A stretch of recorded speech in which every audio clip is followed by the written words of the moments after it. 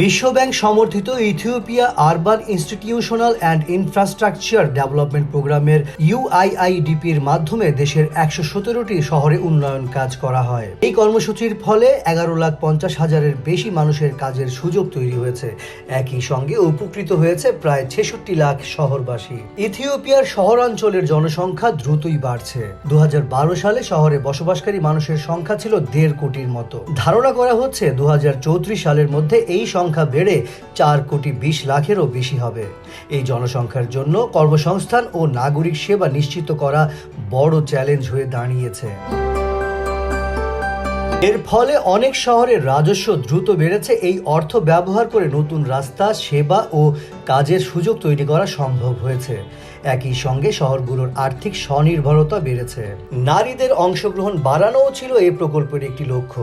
জনপরামর্শ ও সিদ্ধান্ত গ্রহণে নারীদের যুক্ত করা হয়। এর ফলে শহর প্রশাসনে নারী কর্মকর্তা ও ব্যবস্থাপকের সংখ্যা বেড়েছে।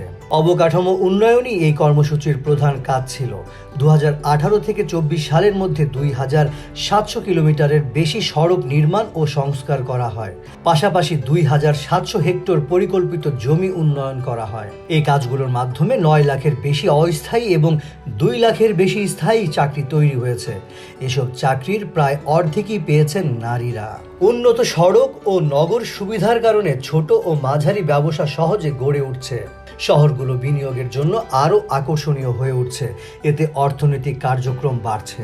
বিশেষজ্ঞরা মনে করছেন ইথিওপিয়ার এই অভিজ্ঞতা অন্যান্য দেশের জন্য গুরুত্বপূর্ণ শিক্ষা। পরিকল্পিত নগর উন্নয়ন কর্মসংস্থানের বড় উৎস হতে পারে। এতে শহরের উন্নয়ন হয় এবং মানুষ সরাসরি উপকৃত হয়।